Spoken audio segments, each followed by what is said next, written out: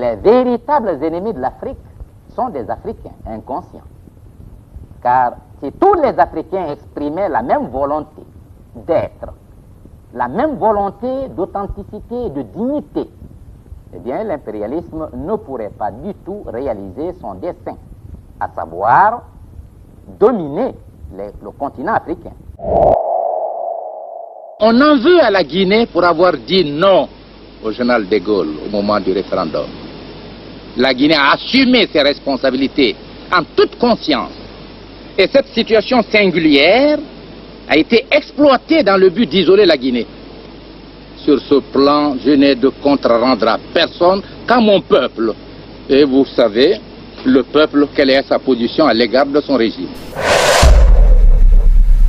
L'histoire d'Ahmed Sékou Touré est indéniablement liée à la journée du 25 août 1958. En refusant le néocolonialisme de Gaulle, il est entré par la grande porte dans l'histoire de l'Afrique. Petit-fils de Samori Touré, Sékou Touré a honoré le sang qui coule dans ses veines en résistant et en luttant pour l'indépendance de son pays. Malgré les nombreux complots et opérations de déstabilisation orchestrées contre lui, souvent avec l'aide de certains chefs d'État africains et même de ses propres compatriotes guinéens, Sékou Touré est toujours resté debout, fier et digne. Pour mener à bien sa révolution et assurer sa survie face aux coups des colons et face aux trahisons, il durcit considérablement son régime, ce qui laisse incontestablement place à des scènes d'horreur qui caractérisent aujourd'hui la partie très douloureuse de l'histoire de la Guinée. Sékou Touré se distingue aussi de tous les chefs d'État de sa génération par son parcours unique et son soutien qu'il a apporté à tous les mouvements nationalistes sur le continent. Aujourd'hui, 42 ans après sa mort, son héritage suscite encore des débats. Pour certains, il demeure un dictateur, tandis que pour d'autres, il est un résistant et un panafricain éclairé. Loin de l'influence des médias occidentaux, afin que chacun puisse avoir une image claire de l'homme qu'il était, dans cette vidéo, nous allons retracer de manière objective la vie politique d'Ahmed Sékou Touré. Je vous prie alors de bien rester scotché jusqu'à la fin. L'histoire d'Ahmed Sékou Touré, c'est maintenant. Sékou Touré naît le 9 janvier 1922 à Farana. Il est le fils d'Alpha Touré, un boucher soninké d'origine soudanaise, actuel Mali, et d'Aminata Fadiga, une femme mandingue qui a pour mère Bakba Ramata Touré, l'une des filles de Samori Touré, qui est célèbre pour avoir résisté pendant 17 ans à la colonisation française en Afrique de l'Ouest. Très jeune, Sékou se retrouve orphelin et vit avec sa grand-mère maternelle, qui lui raconte alors la résistance glorieuse qu'a menée son arrière-grand-père contre la pénétration coloniale française. Issu d'une famille musulmane, il commence son parcours scolaire à l'école coranique. Malgré les réticences de sa grand-mère, il décide de poursuivre sa scolarité dans le système éducatif français. Après l'obtention de son certificat d'études primaires, il intègre le lycée technique Georges Poiret de Conakry. Au lycée déjà, il se plaint de l'administration coloniale auprès de ses camarades. Puis, à l'âge de 15 ans, il en est expulsé pour avoir organisé une manifestation contre la qualité des repas servis aux lycéens. Sa grand-mère maternelle était la fille de l'Almami Samori Touré. Et lui, il a été orphelin très jeune. Il a perdu ses deux parents la même année. Élevé donc par cette grand-mère qui est venue habiter à Farana pour s'occuper de ses petits-enfants. Et ils étaient trois de même mère, mon mari l'aîné et ses deux sœurs.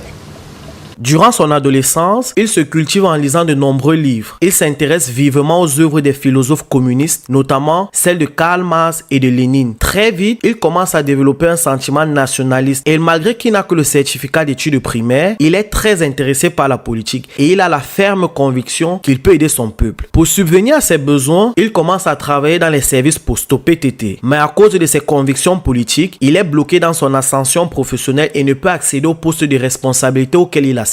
Il reste donc simple postier, mais trouve vite un moyen de faire entendre sa voix en s'engageant activement dans le syndicalisme et il devient un leader influent de la jeunesse guinéenne. Après la levée de l'interdiction des syndicats dans les colonies françaises en 1944, le premier syndicat de Guinée est créé, le syndicat des postiers. En 1945, il est nommé secrétaire général de ce syndicat. Par la suite, il contribue à la formation de l'Union des syndicats confédérés de Guinée, USCG, affilié à la CGT et est élu secrétaire général de cette organisation. l'urbanisation. Il parcourt alors tout le pays. Il multiplie les meetings et essaie d'éveiller les consciences. Il critique l'administration coloniale et dénonce les inégalités entre les blancs et les noirs. Il réclame un code de travail. Il réclame aussi les mêmes rémunérations pour les travailleurs blancs comme pour les travailleurs noirs. Mais l'administration coloniale ne le prend pas au sérieux. Disposant alors déjà d'une autorité véritable sur les populations, il organise alors des grèves et des manifestations. Le peuple est avec lui et demande que le cacao soit acheté au même prix que ceux des blancs. Il demande aussi que pour la même tâche, le blanc et le noir doivent toucher la même somme.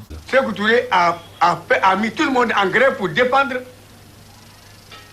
le code du travail, pour faire sortir le code du travail. Travail égal, salaire égal. Alors là, tous les travailleurs, ma foi, nous nous étions des crières publiques. À l'époque, on n'a pas les moyens de micros et autres là, ou de radio, non. Vous sortez dans la rue, tous les travailleurs sont convoqués aujourd'hui au cinéma Rialto. Tous les travailleurs en grève sont demandés par le secrétaire général Sékou Touré au cinéma Rialto. Et de là-bas, c'est plein bombé à claquer, la route est barrée et personne ne passe. Personne n'osera passer. Mais quand Sékou Touré bouge de l'hôtel du Niger, il est dans la main jusqu'à dans la salle. Dans la main de gens en l'air. Jusqu'à dans la salle de conférence. Et quand il rentre, quand il n'y a rien, le gouvernement général n'a rien dit, il dit la grève continue. Parce que ça doit continuer. C'est là que nous avons poussé la grève jusqu'à 112 jours. Oui. 2 mois, 10 jours bien sonnés.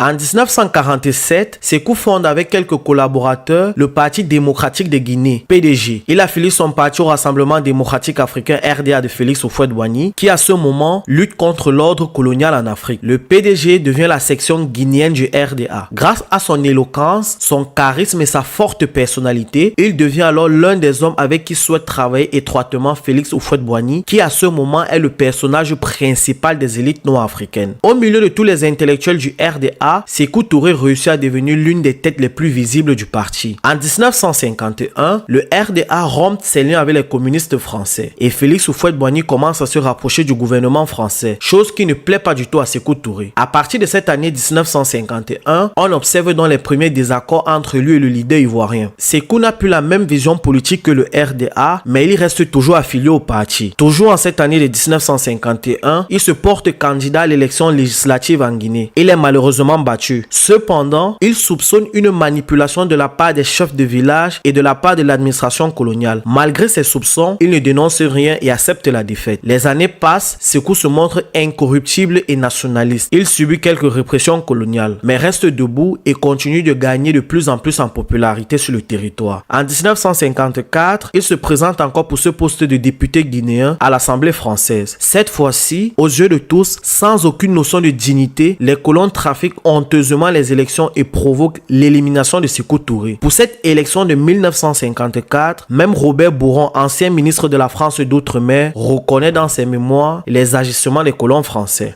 À l'époque, les 85%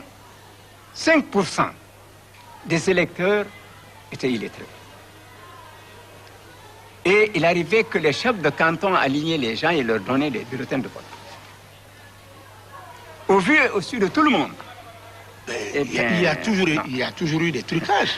Il y a eu des trucages avant ces élections-là et après. Nous avons été truqués, mais nous n'avions pas été battus légalement. Nous avions été trichés et nous avons exploité à fond ce comportement du colon à notre égard.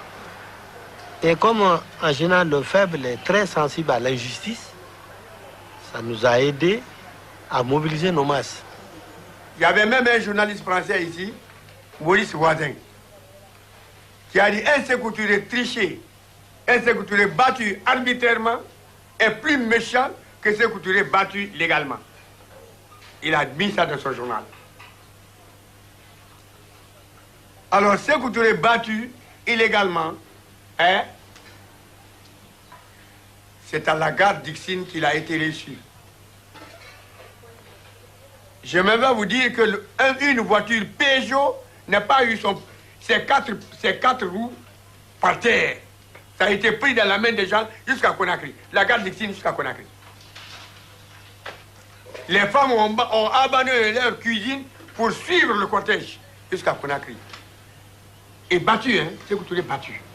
En écartant Sékou Touré, les colons favorisent un autre parti politique, le BAG, Bloc africain de Guinée, fondé en cette année de 1954. Ce parti politique est composé de Guinéens au service des colons. Ils ne défendent pas les volontés des Guinéens. L'administration coloniale est faite dans les lits. Sékou enchaîne des meetings et dit aux membres du BAG, je cite, « Les colons vous manipulent afin que nous, Guinéens, nous battions les uns contre les autres. » Mais les membres du BAG, disposant déjà des faveurs des colons, refusent d'ouvrir les yeux et ils répondent par la provocation. Ne pouvant donc faire le poids contre les colons directement, Sékou Touré et ses hommes descendent dans les rues et attaquent les membres du BAG devant les yeux des colons français. Bilan, des dizaines de morts et des dizaines de blessés. Nous avions raison parce que nous constituions la majorité. Et lorsque la minorité ne veut pas se soumettre, il faut passer par les moyens qu'il faut utiliser pour la soumettre. C'est ainsi que nous avons frappé dur et ça a payé. Tous avaient eu peur, finalement. Ils ont eu peur parce que le RDA s'est levé avec force et il a frappé avec force. Alors, finalement, tout est rentré dans l'ordre. Et le parti était devenu très fort parce que tous ont cherché l'adhésion du parti. Ils venaient, malgré eux, parfois nous surprendre et se mettre à notre disposition au niveau des bureaux des comités, des villages, des comités des quartiers, des comités des cantons. Ils venaient demander pardon et faire amende honorable et prêter serment comme quoi ils ne se livreraient plus à des provocations. Alors, on acceptait ce pardon et avant de les laisser sortir, on leur rasait la tête. À chacun, on leur rasait proprement la tête et on les libérait. C'est ainsi que, finalement, le pays a retrouvé le calme. Une fois le message passé, en 1955, il est élu sans aucune contestation maire de Conakry. Un an plus tard, le 19 janvier 1956, pour sa troisième candidature, il est élu député au sein de l'Assemblée constituante française. Il peut désormais parler et se faire entendre en France. Il profite alors de cette position pour lancer des critiques pointues au pouvoir colonial. Quelques mois plus tard, le PDG de Sékou Touré rafle 57 sièges sur 60 lors des élections pour l'Assemblée territoriale. On est toujours en 1956. L'Algérie vient de déclarer la guerre d'indépendance. Omniobé décide de prendre les armes contre les colons français au Cameroun. La Tunisie vient d'accéder à l'indépendance. Le Maroc aussi. Face à tous ces mouvements, Gaston Defferre propose de responsabiliser sous surveillance les élites africaines en leur confiant la gestion interne de leur localité afin de les distraire avec un petit pouvoir et qu'ils ne se retrouvent pas à demander tous simultanément l'indépendance de leur pays respectifs. Sa proposition est étudiée et acceptée. Cette proposition de loi est donc votée sous le nom de la loi Cadre de Fer qui, selon les Français, offre une autonomie interne aux colonies. En Guinée, Sékou Touré profite de cette autonomie interne. Il place des espions dans toutes les structures administratives. Il copie tout le mode de fonctionnement des institutions. Il se rapproche du peuple. Il trouve des budgets et envoie des jeunes Guinéens brillants aller se former à l'étranger. Il fait complètement de l'ombre à l'administration coloniale encore présente dans le pays et il se hisse comme la seule autorité du pays. Mais très vite, il fait face à une réalité. réalité qui va lui permettre de comprendre la duplicité de la France. Malgré cette soi-disant autonomie interne, la France reste maîtresse de tous les points stratégiques du pays. Elle gère seule sans rendre compte au gouvernement interne la monnaie, la justice, l'enseignement, la trésorerie, la diplomatie, l'armée et les exploitations des ressources du pays. Sékou Touré comprend à partir de ce moment que peu importe le projet avec lequel la France viendra, la seule route vers la liberté totale est l'indépendance. En 1957, il fonde l'Union générale des travailleurs d'Afrique noire, une association de syndicats de toutes les colonies d'Afrique noire. Par opposition au colonialisme, il refuse que les syndicats financés ou influencés par les colons s'y affilient. À son apogée, environ 90% des syndicats de l'Afrique occidentale française sont membres. L'Union fait la force, ils défendent alors ensemble les conditions des travailleurs. Ils profitent également pour propager le nationalisme et le courage à travers les discours. Et déjà en cette année de 1957, Sékou Touré parle à plusieurs reprises d'unité africaine. L'année d'après, 1958, en France, De Gaulle revient aux affaires. Il prend au sérieux la question africaine et présente son projet de communauté franco-africaine, un ensemble de pays autonomes mais non indépendants. Il propose alors un référendum apparemment simple par lequel voter oui revient à accepter la communauté et voter non revient à prendre l'indépendance. Après des visites triomphales à Madagascar, au Congo et en Côte d'Ivoire, le 25 août 1958, il est à Conakry. Nous savons que l'étape à Conakry va être dure. Nous savons que Sékou Touré va s'affirmer face au général. Et moi, j'avais de Sékou Touré une opinion assez bonne et j'étais fasciné par le « enfin De Gaulle va trouver à qui parler ». C'est le général de Gaulle lui-même qui a voulu faire une tournée. Et puis, à ce moment-là, on lui a dit « Ah, mais si vous arrêtez à Abidjan, si vous arrêtez à Dakar, entre les deux, vous pouvez aussi faire une escale à Conakry, puisque Conakry se trouve entre Abidjan et Dakar.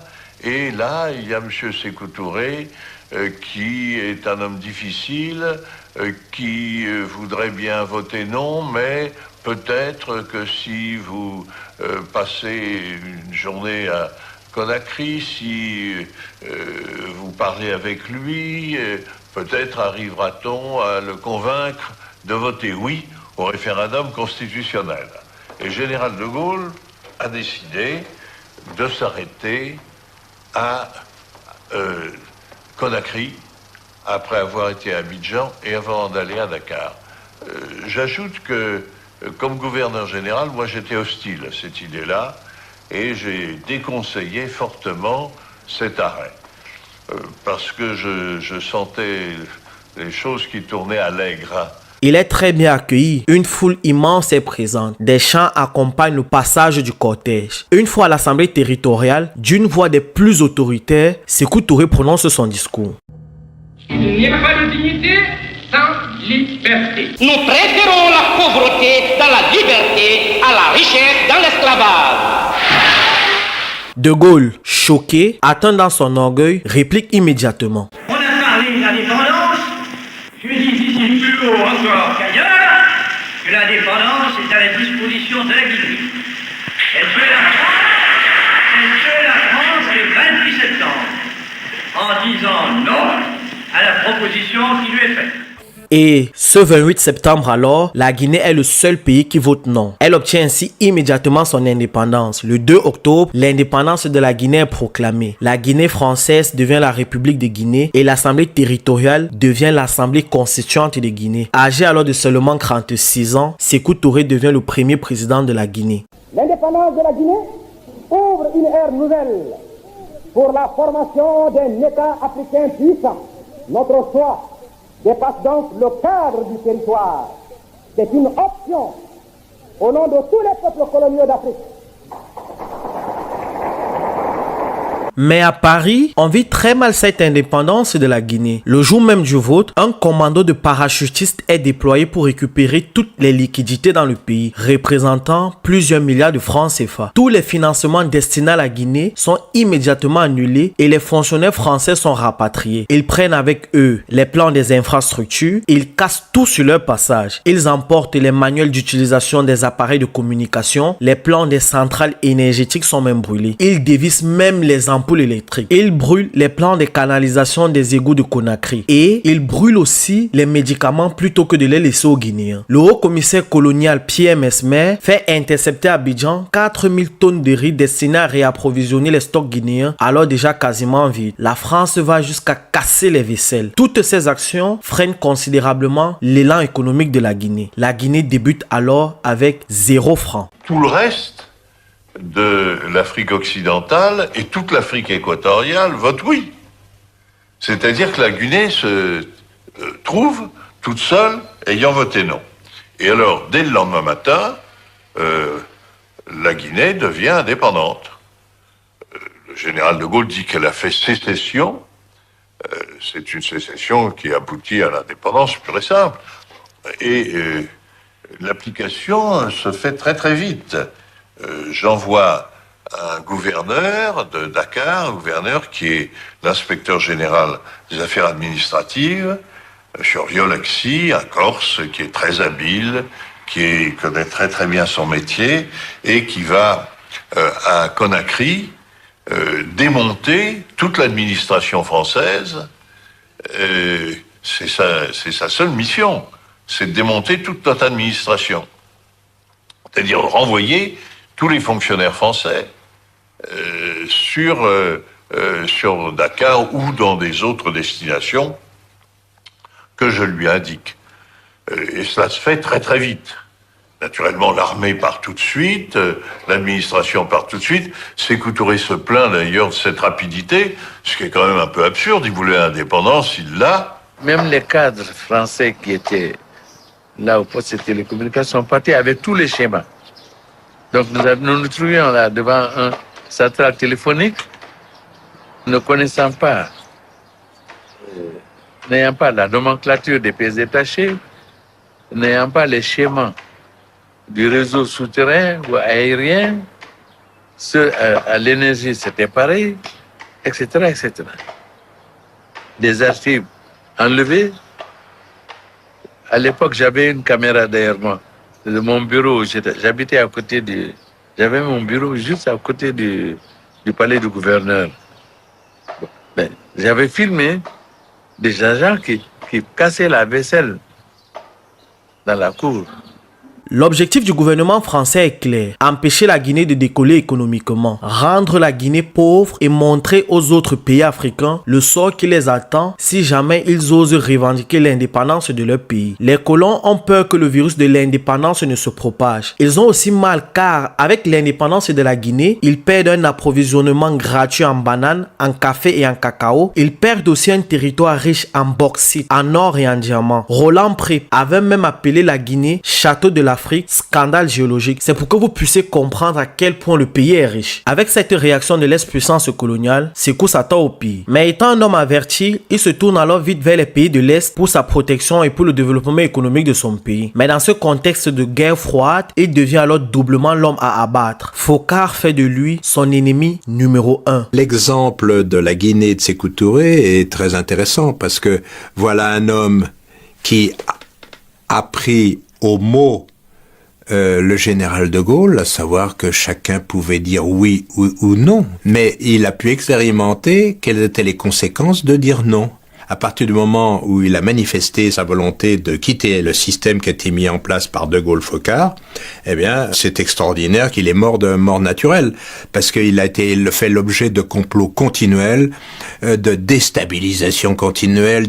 Tout ce qu'on peut imaginer a été fait par en fait, je peux dire par la France, avec à la manœuvre Jacques Foccart. Le 20 novembre 1958, il atterrit à Accra où il est triomphalement accueilli par le président Kwame Nkrumah. Nkrumah met à sa disposition un avion pour ses déplacements et lui donne un prêt de 10 millions de livres sterling. Sur une voie de panafricanisme, les deux hommes fondent l'Union des États indépendants en Afrique qui sera rejointe plus tard par le Mali de Modibo Keïta. En ce mois de novembre 1958, la France fait tout pour retarder ou alors empêcher l'adhésion de la Guinée à l'ONU. Mais parrainée par Nkrumah, la Guinée devient le 12 décembre 1958 un membre de l'Organisation des Nations Unies. Monsieur le Président, Excellences,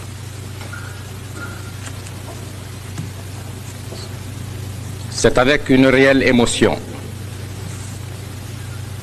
que j'ai l'honneur et la joie de m'adresser à votre haute assemblée et à travers elle au vénérable peuple des 82 nations que vous représentez.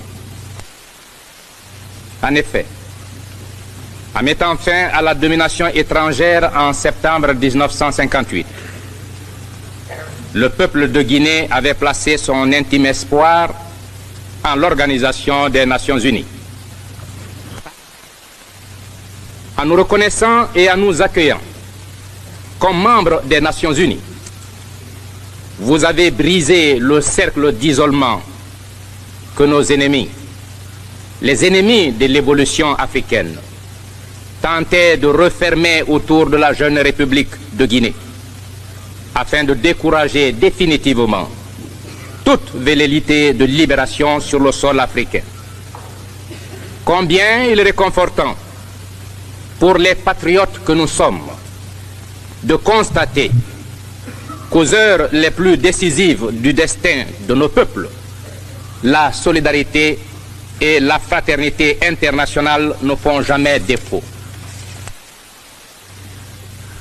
Le gouvernement que j'ai l'honneur de présider, fidèle à l'idéal de justice et de solidarité, fidèle surtout à l'action et à la volonté unanime du peuple de Guinée en faveur de l'accélération de la lutte des peuples opprimés, entend une fois de plus proclamer que la liberté de l'Afrique est indivisible et qu'en conséquence, l'indépendance guinéenne est inséparable de celle des autres peuples d'Afrique. Sur le continent, Sékou noue des amitiés avec Nkrumah du Ghana, William Tubman du Libéria, Milton Margai de Sierra Leone et Modibo Keïta du Soudan, l'actuel Mali. En 1959, seulement un an après l'indépendance du pays, alors que Sékou essaye de mettre sa révolution en marche, à Dakar au Sénégal, Jacques Foccart réussit à réunir, à entraîner et à armer des opposants de Sékou Touré et leur donne la mission d'éliminer physiquement le leader guinéen. Sékou Touré, grâce à ses grands moyens de renseignement, réussit à être informé de cette menace et cette opération de Foccart échoue. Foccart a essayé de monter une opération pour renverser Sékou Touré dans le courant de l'année 1959-60. Et c'est après l'indépendance de la Guinée que Foccart et les services secrets français ont commencé à monter ce coup qui a été un ratage complet. L'opération n'a pas marché parce qu'elle a été décelée à l'avance par Sékou Touré et que par conséquent, elle a été démontée. Il n'y a pas eu de tentative réelle. Il y a eu une préparation, mais une préparation qui n'a pas abouti à une tentative de coup d'État. Quel était le but précis de l'opération? Dans l'esprit de Foccart, c'était de faire sauter Sékou Touré. C'est évident.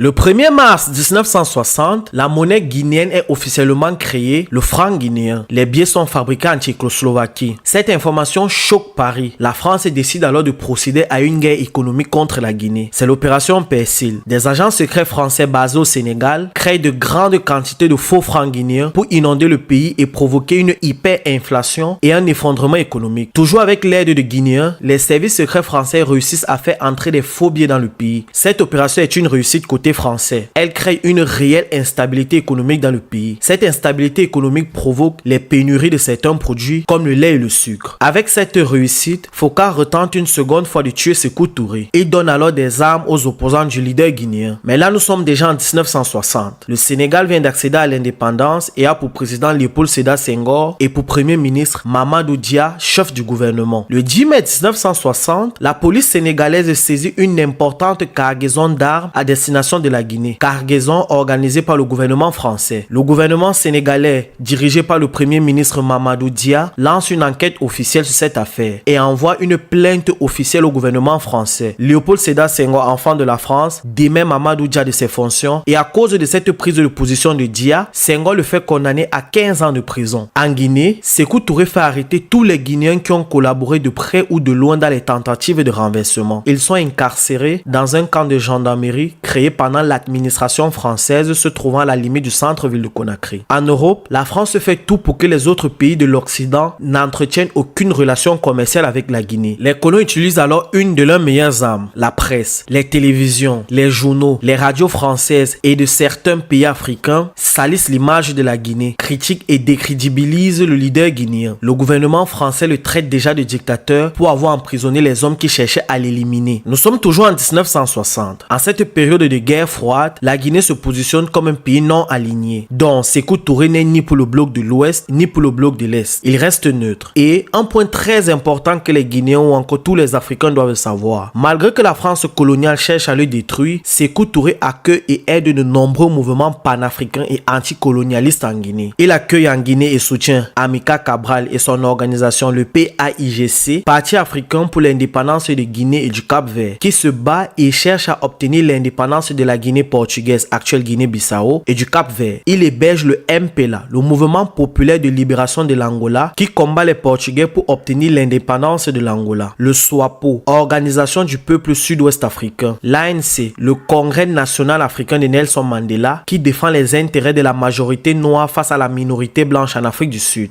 Thèse du leader ivoirien, selon lequel le refus d'engager le dialogue avec l'Afrique du Sud entraînera fatalement un conflit sur le continent. Pour notre part, le dialogue dont il s'agit signifierait trahison des intérêts supérieurs de l'Afrique. Nous ne sommes pas prêts, nous Guinéens, et je dirais plus, nous Africains, sincères, authentiques, nous ne sommes pas prêts à accepter un dialogue quelconque avec ceux qui exploitent, oppriment odieusement nos frères et qui ont la prétention de s'ériger au-dessus des populations propriétaires naturelles du sol que par la force des baïonnettes, par la ruse, ils sont arrivés à accaparer.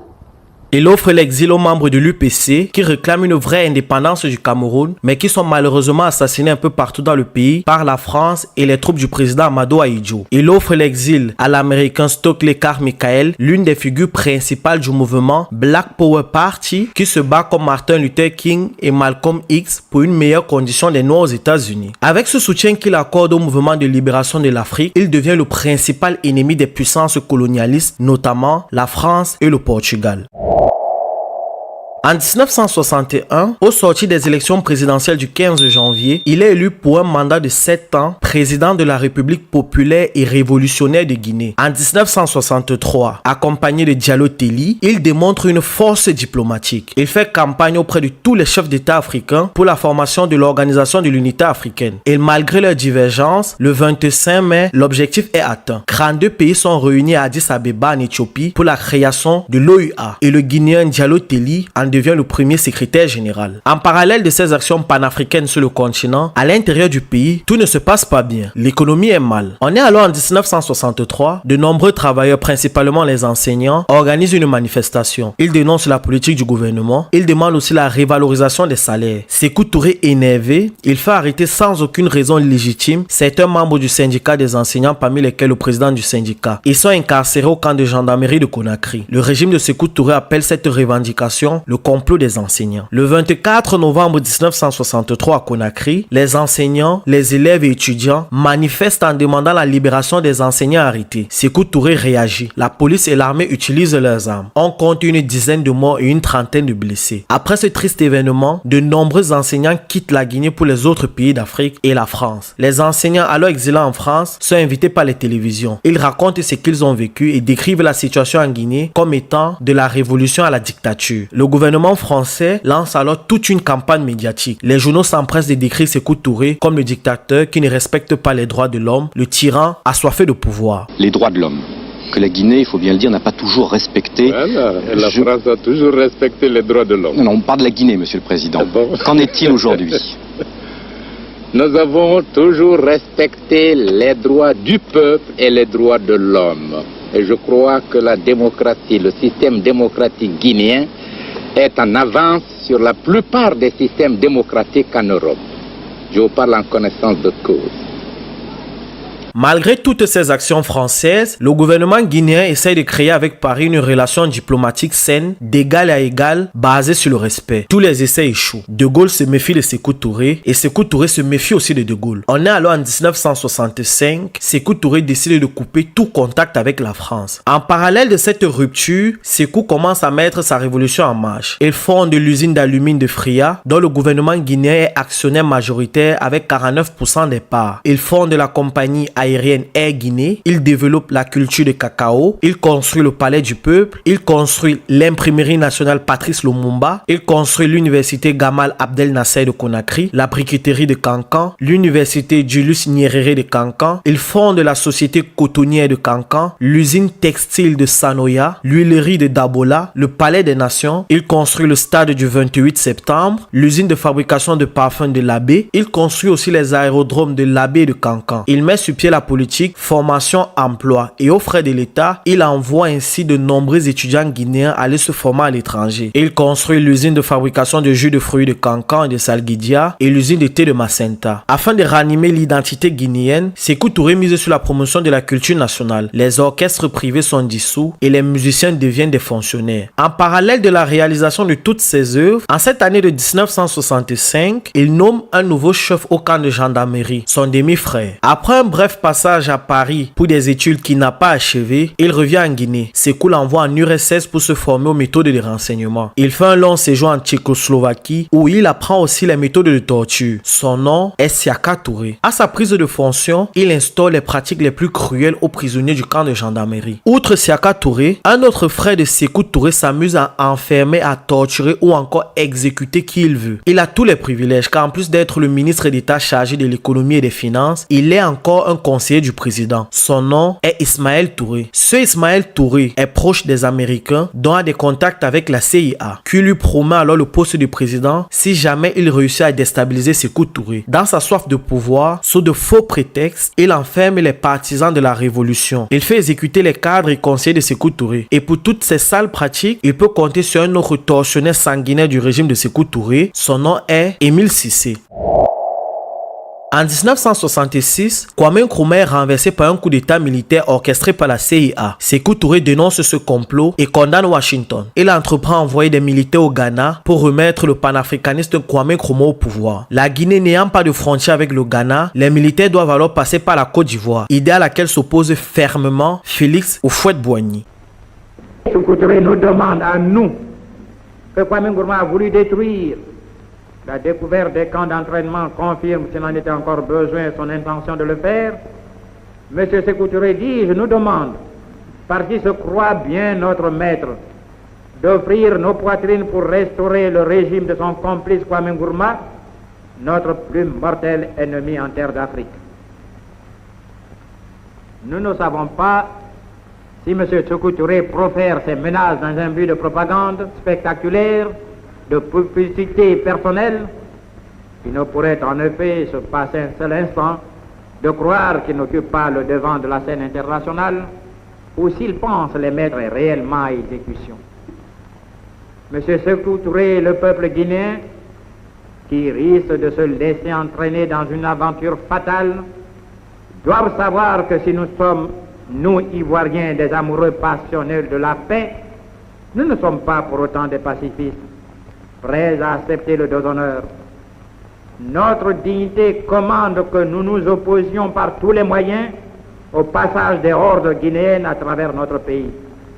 Pour éviter tout conflit avec la Côte d'Ivoire, il abandonne son projet. Il donne l'exil à Nkrumah et lui propose même la coprésidence du pays. Nkrumah se sent flatté mais décline l'offre de Sékou. Une fois Nkrumah installé en Guinée, Sékou craint que la CIA complote également pour le faire tomber. Pour comprendre la suite des événements, il est important de comprendre le contexte historique en 1966 en Afrique. Barthélemy Boganda, chef du gouvernement centrafricain, meurt dans un accident d'avion en 1959. Mais de nombreuses personnes parlaient d'assassinat déguisé. En 1960, le chef chef de l'UPC, Félix Roland Moumié, est assassiné à Genève par les services secrets français. Patrice Lumumba est tué en 1961 par la France, la Belgique, la CIA, avec la complicité de ses frères congolais, notamment Joseph Désiré Mobutu et Moïse Tshombe. Au Togo, Sylvanus Olympio est assassiné en 1963 par la France, avec la complicité de ses frères togolais, notamment l'illustre Gnassingbé Eyadema. Et le 24 février 1966, Nkrumah est descendu par la CIA avec la complicité de ses frères ghanéens. Dans la sous-région, il a des relations très tendues avec la Côte d'Ivoire et le Sénégal. Et avec les multiples tentatives de la France pour le renverser, il comprend très vite qu'il est le prochain sur la liste. Et au regard de tout ce qui se passe en Afrique, il comprend également que le mode opératoire des néocolonialistes, c'est de chercher des ressortissants d'un pays, les opposants ou alors des esprits faibles, les retourner afin qu'ils puissent tuer eux-mêmes leur président. Une sorte de diviser pour mieux régner. À partir de là, Sékou Touré devient très méfiant envers ses collaborateurs. Il suspecte tout le monde d'être au service de Foka ou alors d'être au service de la CIA. C'est donc dans ce contexte que de nombreuses personnes sont arrêtées. Certaines à raison et d'autres à tort. Mais les événements les plus marquants sont encore à venir. Pendant qu'il règle ses conflits internes, il permet toutefois à Almika Cabral d'emprisonner en Guinée certains colons portugais qu'il a pu capturer au Cap-Vert et en Guinée portugaise. Sékou Touré ne se contente pas de l'indépendance de la Guinée. Dans un discours, il déclare « Tant qu'un bout de terre d'Afrique est encore dans les mains des colons, la Guinée n'est pas indépendante. »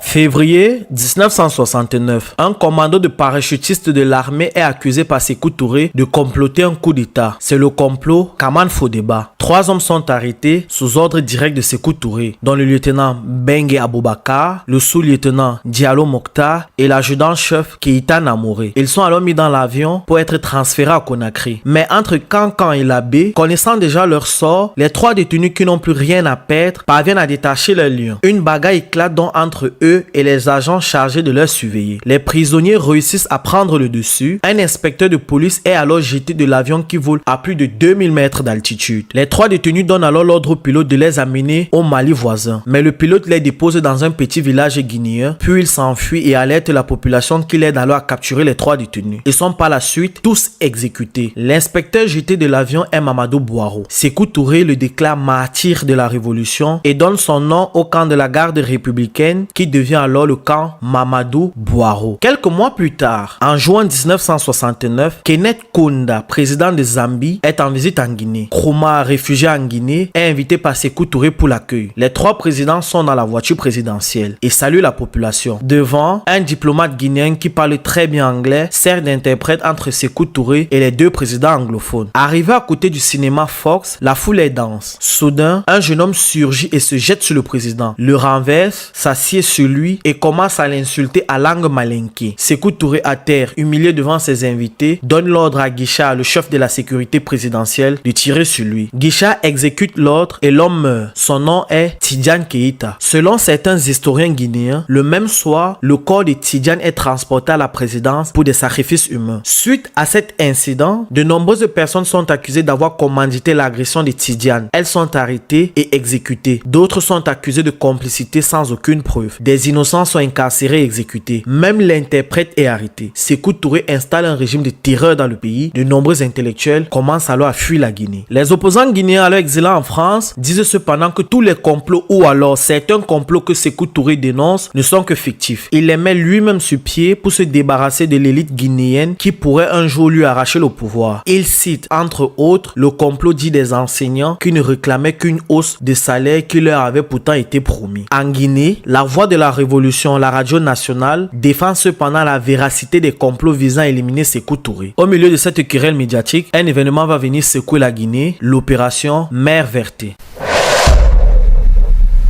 Dans la nuit du 21 au 22 novembre 1970, environ 200 opposants guinéens armés portant des uniformes similaires à ceux de l'armée guinéenne et dirigés par des officiers portugais, ainsi que 220 soldats portugais envahissent plusieurs positions autour de Conakry. Les soldats débarquent de 4 navires non marqués. Ils tirent sur tout ce qui bouge et détruisent 5 navires de ravitaillement du PAIGC. Certains soldats débarquent près de la résidence secondaire du président Sékou Touré qu'ils installent s'incendia intensément. D'autres envahisseurs se concentrent alors sur la destruction de la maison de Amilcar Cabral qui se trouve alors à ce moment en Europe. D'autres soldats prennent d'assaut les camps de prisonniers politiques et libèrent plusieurs détenus, y compris des soldats et des aviateurs portugais retenus au camp Boiro. Ces prisonniers ont été capturés par les forces de Amilcar Cabral et remis aux Guinéens pour être gardés en sécurité. Certains sont détenus depuis plus de 7 ans. La principale force d'attaque atteint l'aéroport, mais l'ignore et attaque aussi ce qu'elle pense apparemment être la station de radio, ignorant que son utilisation a été interrompue lorsqu'elle a été remplacée plus tôt par une nouvelle station. D'autres soldats prennent le contrôle de la principale centrale électrique de la ville. Les milices guinéennes de Sékou Touré combattent les envahisseurs avec peu de succès. À ce moment-là, le président se trouve au palais présidentiel. N'ayant pas trouvé Sékou Touré et Amilcar Cabral, les Portugais se retirent avec leurs prisonniers libérés sur leur navire, laissant la tâche de renverser le gouvernement guinéen aux 200 opposants guinéens armés restés sur place. Soudain, sur les ondes de la radio, la voix de Sékou Touré retentit. Il demande au peuple de sortir, d'être patriote et de combattre l'ennemi. Les affrontements font plus de 500 morts. Les putschistes sont neutralisés et conduits au camp Boiro. Par la suite, Sékou Touré adresse une plainte officielle à l'ONU et le 8 décembre 1970, le Conseil de sécurité des Nations Unies adopte la résolution 290 condamnant le Portugal pour son invasion de la Guinée et l'enjoignant de respecter les principes d'autodétermination et d'indépendance concernant la Guinée. 3 jours plus tard, le 11 décembre 1970, l'Organisation de l'Unité africaine OUA adopte unanimement une résolution condamnant l'invasion. Suite à cette attaque, l'Algérie et le Nigeria offrent leur aide à la Guinée, tandis que l'Union soviétique envoie des navires de guerre dans la région pour dissuader toute nouvelle intervention militaire contre le régime de Sékou Touré et les bases de Amilcar Cabral. Le gouvernement portugais adresse alors officieusement des excuses à la Guinée et Sékou Touré répond en disant, je cite, « La seule excuse que vous pouvez présenter est de donner l'indépendance immédiate à la Mozambique, le Cap-Vert, l'Angola et l'actuelle Guinée-Bissau. » Il ne s'agit pas de nouveaux complots. Il s'agit de la continuation du même et seul complot.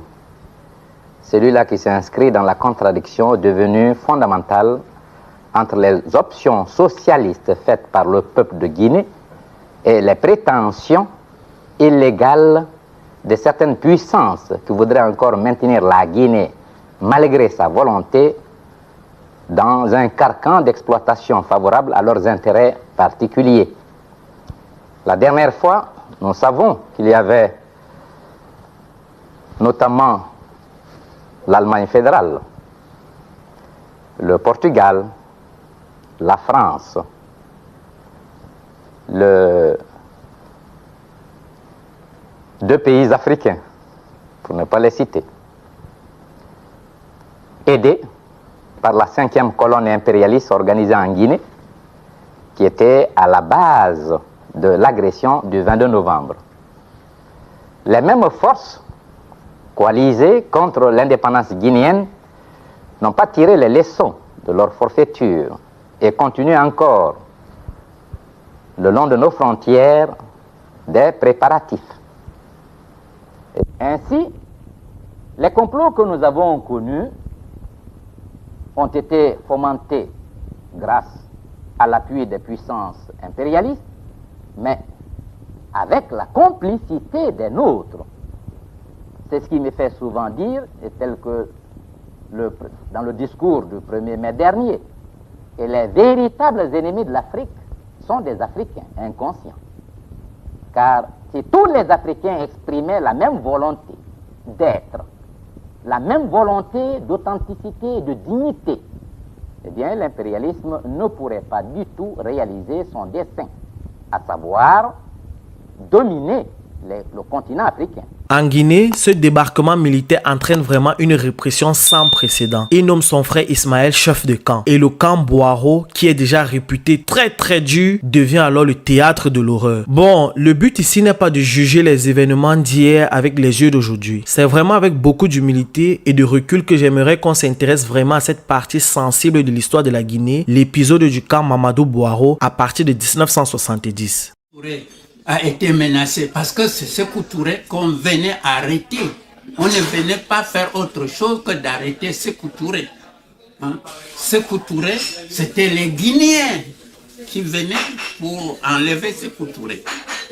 Donc, Sékou Touré étant informé la nuit où on devait venir le ramasser et rentrer, aller se coucher sous le lit de Madame Lofo, n'est-ce pas, une sage femme, n'est-ce pas, et en même temps présidente des femmes de la Guinée, une grande dame qu'il faut quand même, à laquelle il faut rendre hommage parce que ce sont les femmes qui ont mené un combat pour libérer l'Afrique. Et donc, il est allé donc, se cacher là-bas. On venait donc l'enlever et nous enlever, nous tous aussi. Mais lui, il a pris le devant pour aller se réfugier là. Et quand il est sorti de là-bas, il est venu ramasser tous les cadres, y compris ses propres partisans.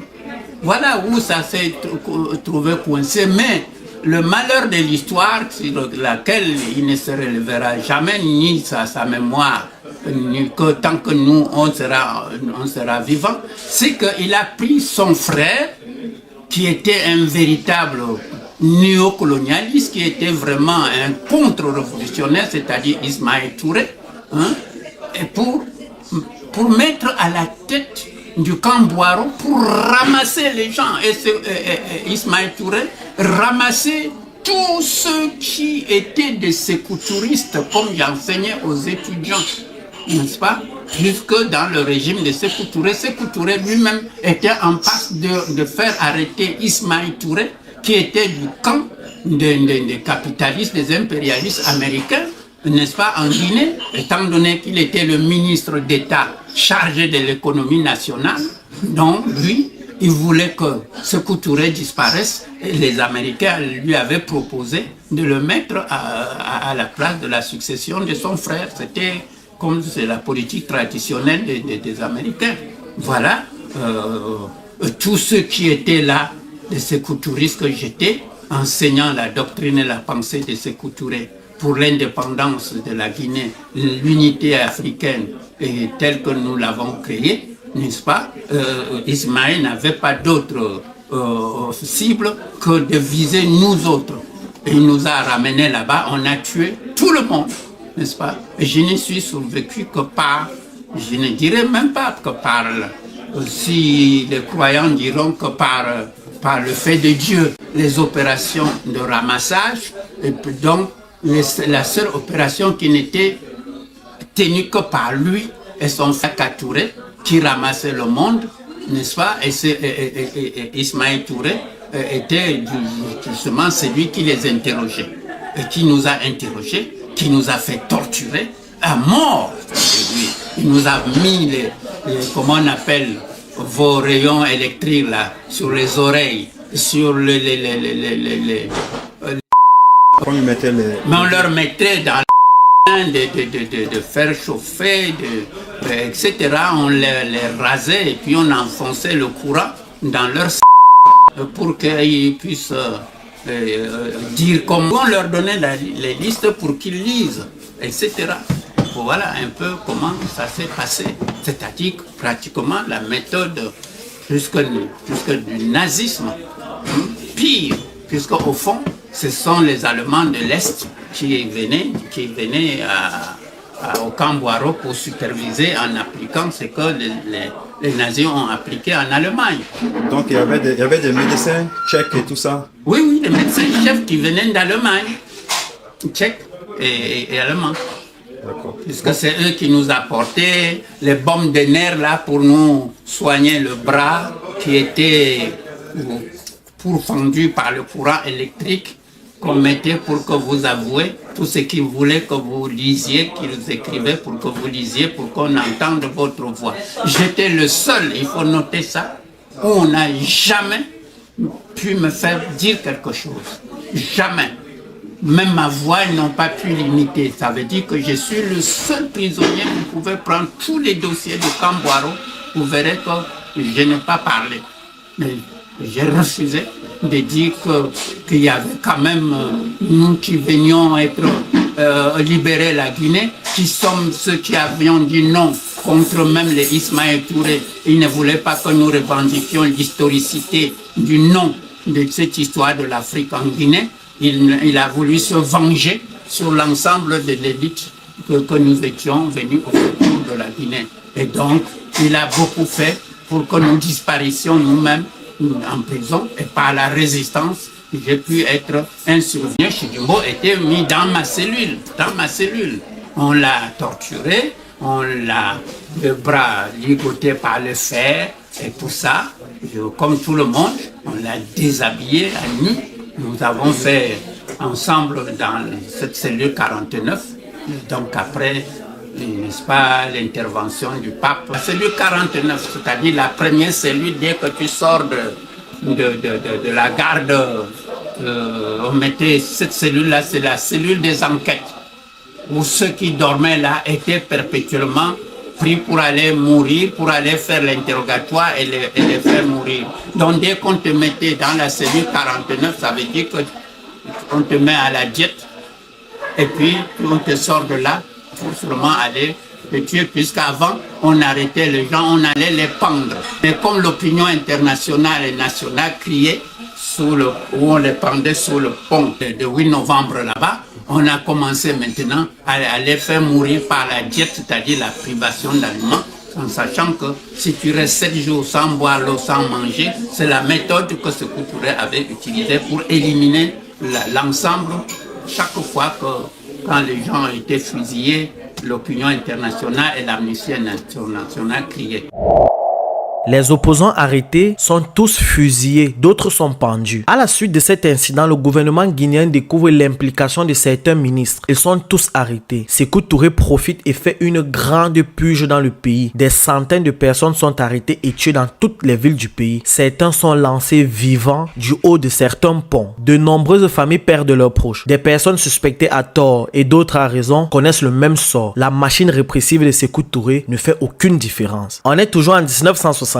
Après tous les coups reçus, déjà que 2 ans plus tôt en 1968 au Mali, un de ses amis, le président Modibo Keïta, a été renversé par les Maliens qui l'ont fait prisonnier. Le président Ahmed Sékou Touré se sent désormais plus que jamais menacé à tout moment, en tout lieu et par tout le monde. Ses proches profitent alors de cette situation sous le prétexte de vouloir le protéger et ils règlent de problèmes personnels. C'est ainsi que son régime fait prisonnier plusieurs centaines de personnes innocentes. En 1974, Valéry Giscard d'Estaing est élu président en France. Et l'année d'après, en 1975, il décide de renouer les contacts avec la Guinée, bien sûr en respectant les conditions de Sékou Touré. C'est ainsi qu'après 17 ans de tension entre la France et la Guinée, les deux pays commencent à avoir des relations diplomatiques et même commerciales. En 1976, Diallo Telli, l'homme qui a aidé Sékou Touré dans les démarches diplomatiques pour la création de l'OUA, qui à son retour au pays a été nommé ministre de la Justice, est arrêté pour complot contre la révolution et est enfermé au camp Boiro. De nombreux chefs d'État africain plaide pour sa libération en soulignant « C'est pas une bonne image pour l'Afrique de voir son premier secrétaire général, après 8 années au service du continent tout entier, être condamné pour complot dans son propre pays. » Malgré les différentes médiations, Sékou Touré reste inflexible. L'arrestation de Diallo Telli est encore aujourd'hui un sujet qui divise en Guinée. Il s'agit aussi d'un sujet complexe car il y a tellement de versions différentes, selon la posture, selon le clan. Certains disent qu'il était vraiment un comploteur, d'autres disent cependant qu'il a été arrêté à cause d'Ismaël Touré et de Siaka Touré, qui l'aura accusé à tort de faire partie des tentatives de renversement de 69 et de 70. Un mois après la condamnation de Telli, en août 1976, Sékou Touré accuse toute une ethnie, les Peuls, de vouloir empoisonner la révolution guinéenne. Dans la foulée, de nombreux Peuls sont arrêtés dans le pays, à tort ou à raison, je m'abstiens vraiment de juger. Les Peuls, qui représentent alors 40% de la population, se trouvent alors persécutés. Plusieurs Peuls sont assassinés. Des cadres, des ministres Peuls sont démis de leurs fonctions. Ils sont arrêtés et emprisonnés au camp Boiro, où ils sont victimes de la fameuse diète de Ismaël et de Siaka Touré. Les Guinéens de la diaspora s'indignent et dénoncent la paranoïa dans laquelle vit déjà Sékou Touré. Ils reprochent aux leaders guinéens ces complots imaginaires. Cette fois-ci, c'est une majorité de l'Afrique qui s'indigne de Sékou Touré et qualifie tout d'abord l'incarcération de Diallo Telli de complexe d'infériorité et de jalousie. Car il faut préciser que sur le plan international, Telli avait plus de prestige que Sékou Touré. Il avait un très bon carnet d'adresses et il était même bien parti pour être secrétaire général de l'ONU. La presse africaine qualifie son discours d'août 1976 comme un appel à l'extermination d'un groupe ethnique. Les hypothèses de la tyrannie gagnent alors en crédibilité et prennent le dessus sur les consciences populaires. Et Sékou Touré est sali une seconde fois par presque toutes les presses qui écrivent sur lui. Malgré cette pression médiatique, Sékou Touré n'envisage rien pour Téli. Le 1er mars 1977, Diallo Téli meurt en détention au camp Boiro dans des circonstances vraiment très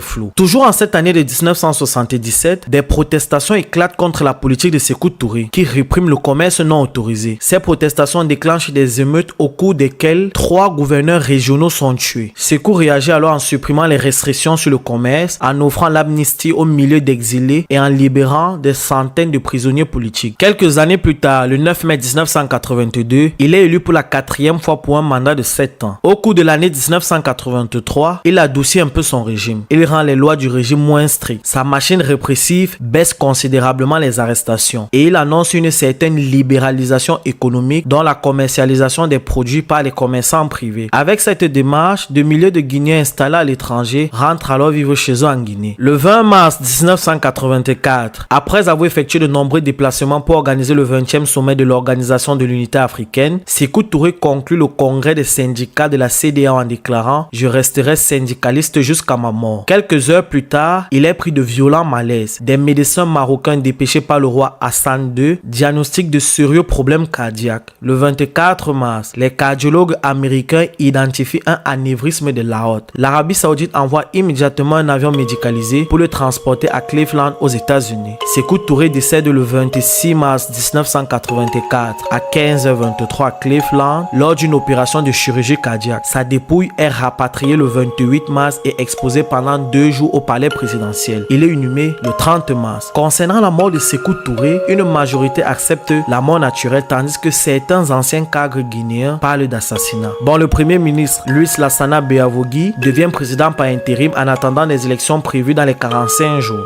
Cependant, le 3 avril 1984, les forces armées s'impatientent et prennent le pouvoir, dénonçant les dernières années du régime comme une dictature sanglante et impitoyable. La constitution est suspendue, l'Assemblée nationale est dissoute ainsi que le parti unique. Les proches de Sékou Touré et des officiels sont emprisonnés à Kindia et d'autres sont assassinés comme Ismaël Touré, Siaka Touré et Moussa Diakité. Le meneur du coup d'État, le colonel Lassana Conté, assume la présidence à partir du 5 avril à la tête du comité militaire de redressement national. Plusieurs centaines de prisonniers politiques sont libérés du sinistre camp Boiro.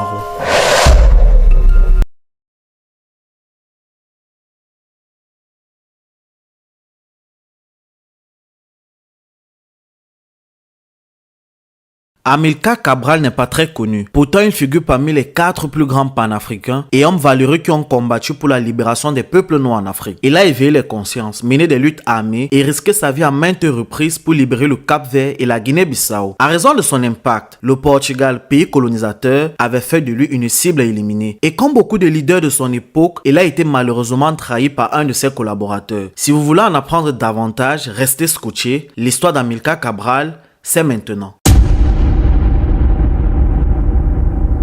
Amilcar Lopes da Costa Cabral est né en 1924 à Bafata, en Guinée portugaise, actuelle Guinée-Bissau, d'un père capverdien et d'une mère guinéenne. Son père, Juvenal Cabral, est instituteur et sa mère est d'abord domestique, puis tient par la suite un petit commerce. Il effectue la majeure partie de son parcours scolaire au Cap-Vert, alors colonie portugaise. Et entre 1944 et 1948, le pays est victime d'une famine générale qui tue plus de 100 000 Capverdiens. Et comme dans chaque colonie à cette époque, il y avait des tribus proches des colons et d'autres qui étaient très opprimés. Et ce sont les tribus marginalisées qui ont connu plus de pertes d'hommes. Pendant ces 7 années, l'administration coloniale ne fait rien pour stopper la crise. Les Portugais se contentent juste de prendre les ressources du pays et d'abuser des femmes noires. Les malades ne reçoivent pas de soins et beaucoup de Capverdiens travaillant pour les entreprises coloniales sont privés de salaire. C'est dans ce contexte que le jeune Cabral, très brillant élève, mais victime et témoin d'injustice, fait mûrir en lui la ferme volonté de changer les choses et de libérer son peuple. Après ses études secondaires, il choisit de s'orienter vers l'agronomie et pas étudier au Portugal. Une fois installé à Lisbonne, à côté de ses études qu'il réussit bien, il côtoie des militants de la libération des colonies africaines de l'empire colonial portugais. Certains de ces militants deviendront de grands meneurs tels que Mario Pinto, Agostinho Neto, futur président de l'Angola, Viriato da Cruz, qui deviendra le premier secrétaire du MPLA, Eduardo Mondlane, fondateur du Front de libération du Mozambique, Marcelino dos Santos et Vasco Cabral, futur vice-président de la Guinée-Bissau. Ils créent ensemble le Centre de Estudos Africanos pour promouvoir la culture des peuples noirs colonisés et s'opposent au régime dictatorial et colonialiste de Salazar. Ils sont parfois arrêtés et incarcérés. Malgré son engagement politique, Amilcar termine ses études et décide en 1952 de renoncer à un poste de chercheur à la station agronomique de Lisbonne pour un emploi d'ingénieur de deuxième classe en Guinée-Bissau. De retour en Guinée comme agronome, il est chargé du recensement agricole et parcourt pour ce faire la Guinée pendant 2 ans. En 1954, il tente d'organiser sous couvert d'activités culturelles et sportives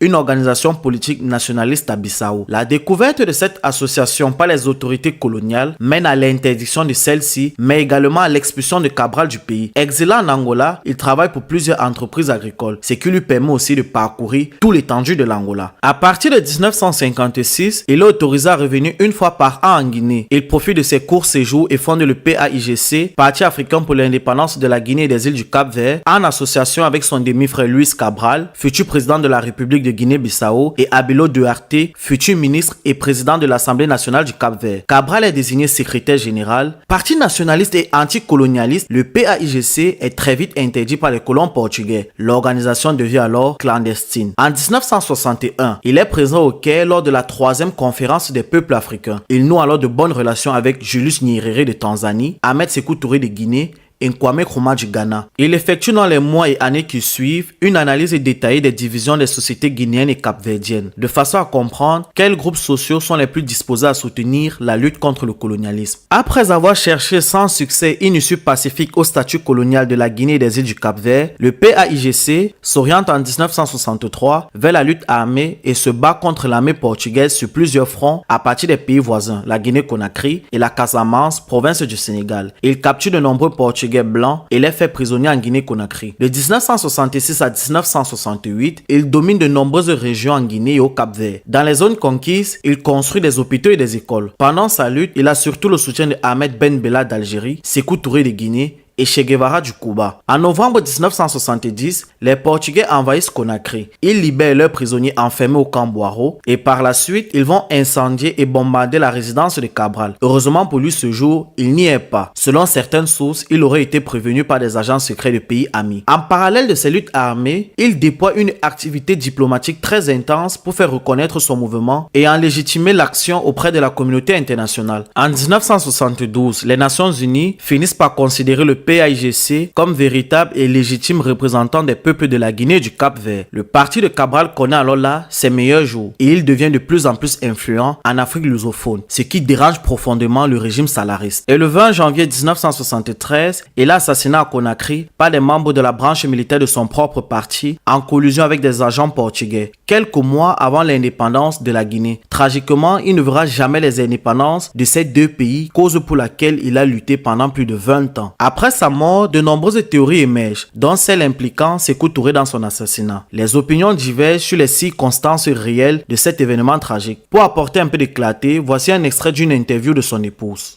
Quel souvenir gardez-vous de cette journée avant les événements tragiques de la nuit ?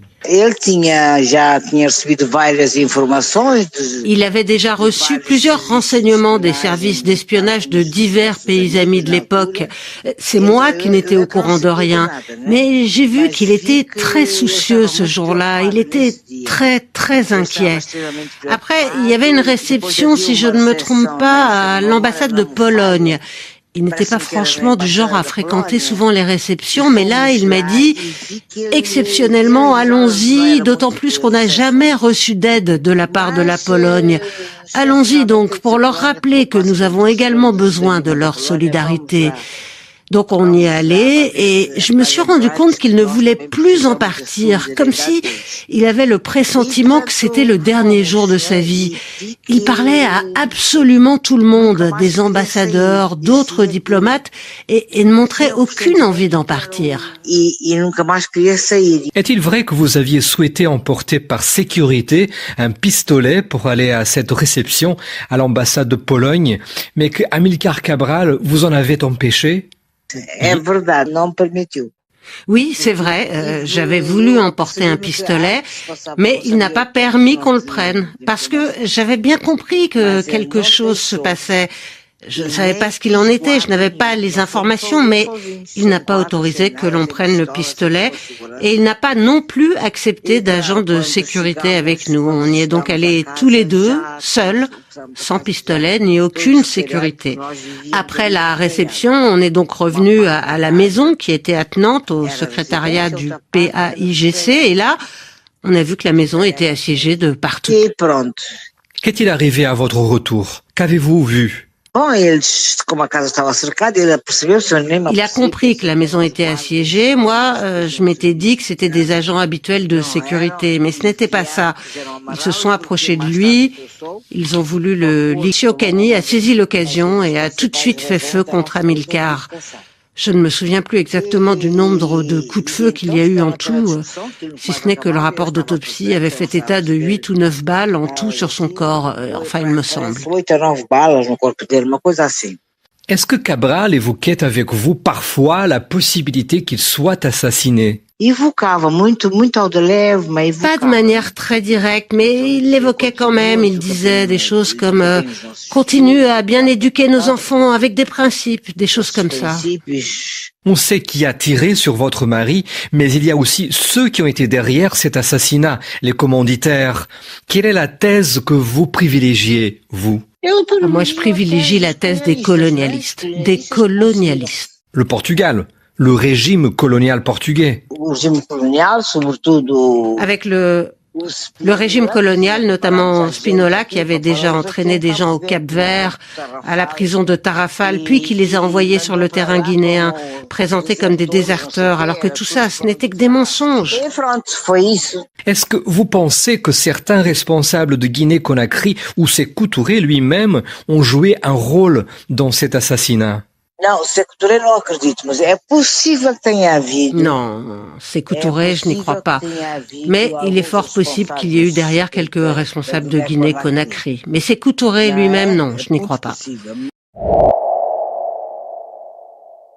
J'aurais bien voulu apporter plus d'informations, mais la vie d'Amilcar est vraiment très peu documentée en français. C'était là un bref résumé de son parcours. Voilà, ça revient toujours un noir qui tue son frère. On arrive à la fin de cette vidéo, restez en bonne santé, likez, abonnez-vous, merci. Bon, c'était l'histoire d'Amilcar Cabral. En assurant aujourd'hui le transfert des restes mortels du grand camarade, du grand combattant de la liberté, du grand compagnon de lutte que fut l'immortel Amilcar Cabral, premier soldat du PAIGC, et qui désormais est inscrit sur la glorieuse liste des grands héros du continent africain, nous ne pouvons nous empêcher de remettre un accent particulier sur les objectifs suprêmes qui l'ont toujours animé dans la lutte courageuse qu'il sut organiser au nom du Cap-Vert et de Guinée-Bissau. Objectif d'unité organique, fondant en une seule réalité sociale, créée et toujours consolidée par la lutte et dans la lutte, les populations du Cap-Vert et celles de la Guinée-Bissau, pour en faire un peuple unique, fort, libre, responsable et heureux. Camarade Cabral, tu ne quittes donc pas un pays étranger pour rejoindre ton pays. Tu quittes une partie de ton pays pour une autre partie de ton pays, là où la présence de tes restes mortels servira encore de levain à la radicalisation de la révolution menée par l'ensemble de nos peuples et à laquelle tu as su merveilleusement t'identifier.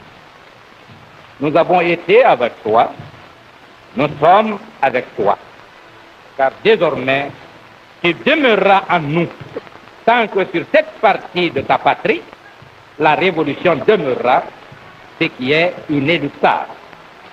Vive le PAIGC, vive le PDG pour l'immortalité d'Amilcar Cabral.